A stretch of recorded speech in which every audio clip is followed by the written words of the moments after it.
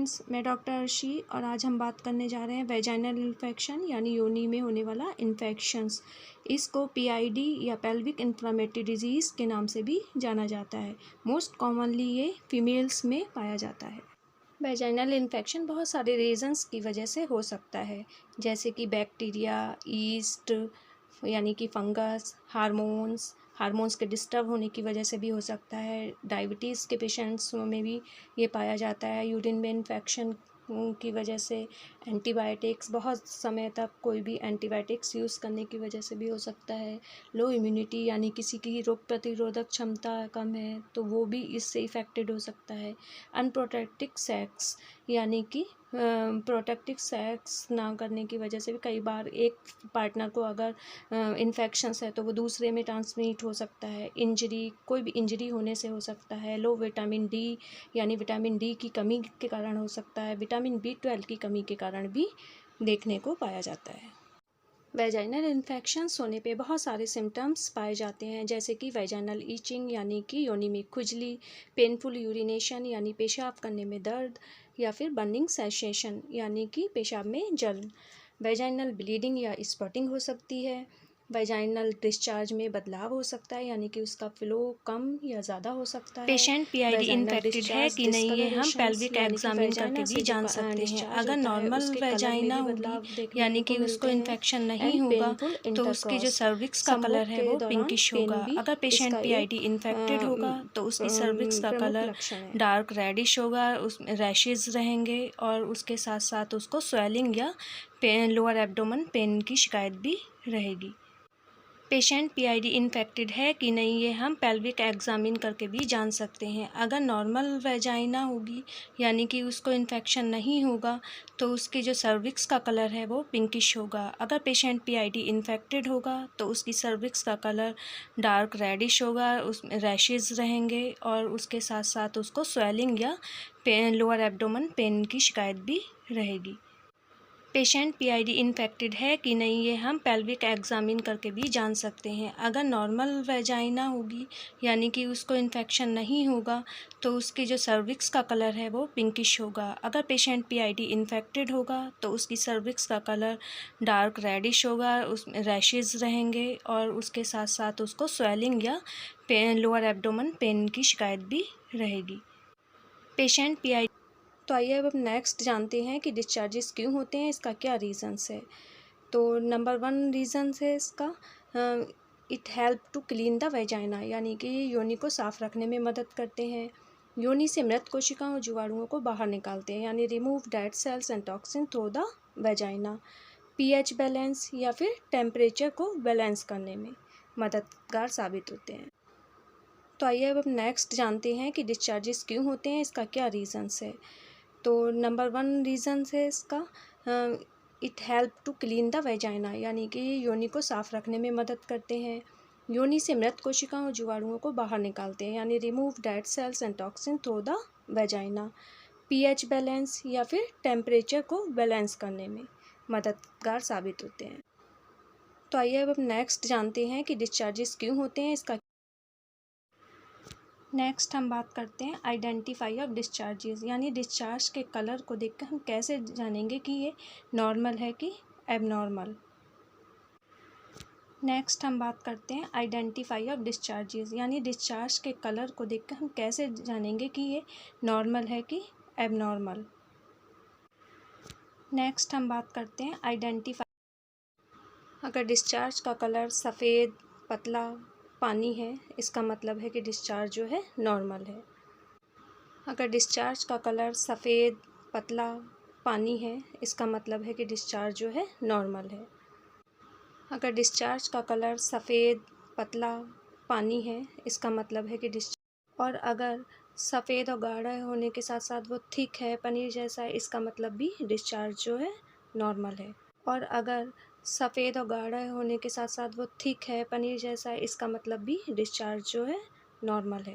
और अगर सफ़ेद और गाढ़ा होने के साथ साथ वो थिक है पनीर जैसा है इसका मतलब भी डिस्चार्ज जो है नॉर्मल है। और अगर सफ़ेद और गाढ़ा होने के साथ साथ वो थिक है पनीर जैसा है इसका मतलब भी डिस्चार्ज जो है नॉर्मल है। और अगर सफ़ेद और गाढ़ा होने के साथ साथ वो थिक है, पनीर जैसा है, इसका मतलब भी डिस्चार्ज जो है नॉर्मल है। और अगर सफ़ेद और गाढ़ा होने के साथ साथ वो थिक है, पनीर जैसा है, इसका मतलब भी डिस्चार्ज जो है नॉर्मल है। और अगर सफ़ेद और गाढ़ा होने के साथ साथ वो थिक है, पनीर जैसा है, इसका मतलब भी डिस्चार्ज जो है नॉर्मल है। और अगर सफ़ेद डिस्चार्ज का कलर अगर पीला है या उसके साथ साथ उसमें बदबू आती है, तो ये रीज़न है बैक्टीरियल इन्फेक्शन या एसटीडी का, जिसकी वजह से हम जान सकते हैं कि ये जो डिस्चार्ज है ये एबनॉर्मल है। डिस्चार्ज का कलर अगर पीला है या उसके साथ साथ उसमें बदबू आती है, तो ये रीज़न है बैक्टीरियल इन्फेक्शन या एसटीडी का, जिसकी वजह से हम जान सकते हैं कि ये जो डिस्चार्ज है ये एबनॉर्मल है।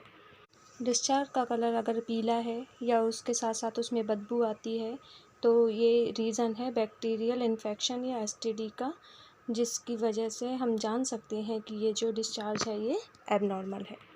डिस्चार्ज का कलर अगर पीला है या उसके साथ साथ उसमें बदबू आती है, तो ये रीज़न है बैक्टीरियल इन्फेक्शन या एसटीडी का। वेजाइना से अगर ब्राउनी डिस्चार्ज होता है तो ये भी एक तरीके का एबनॉर्मल डिस्चार्ज होता है। अगर पेशेंट सेक्सुअली ट्रांसमिटेड डिजीज़ जैसे कि ट्राइकोमोनासिस से इन्फेक्टेड है, तो पेशेंट्स को जो डिस्चार्ज का कलर होगा वो होगा लाइट ग्रीनिश। तो इसमें हमें क्या करना होगा, पेशेंट्स को कुछ एंटीबायोटिक ड्रग जो है प्रिस्क्राइब करना होगी। अगर पेशेंट सेक्सुअली ट्रांसमिटेड डिजीज़ जैसे कि ट्राइकोमोनासिस से इन्फेक्टेड है, तो पेशेंट्स को जो डिस्चार्ज का कलर होगा वो होगा लाइट ग्रीनिश। तो इसमें हमें क्या करना होगा, पेशेंट्स को कुछ एंटीबायोटिक ड्रग जो है प्रिस्क्राइब करना होगी। ब्लडी डिस्चार्ज यानी कि खूनी पानी, यह जो है पीरियड के ठीक बाद या फिर पीरियड के टाइम पर होता है, और ये जो है खूनी पानी जो है एंडोमेट्रियल यानी एंडोमेट्रियोसिस या सर्वाइकल कैंसर को इंडिकेट करता है। तो इसके थ्रू हम जान सकते हैं कि खूनी पानी जो है एक एबनॉर्मल कंडीशन। बात करते हैं कॉजेज़ ऑफ पीआईडी यानी पीआईडी फैलाने वाले कारक, या जिसमें हो सकते हैं ये दो टाइप से होते हैं, बैक्टीरियल या फंगल, जिसमें नंबर 1 होता है कैंडिडा यानी yeast infection, number 2 chlamydia, number 3 gonorrhoea, number 3 ट्राइकोमोनासिस।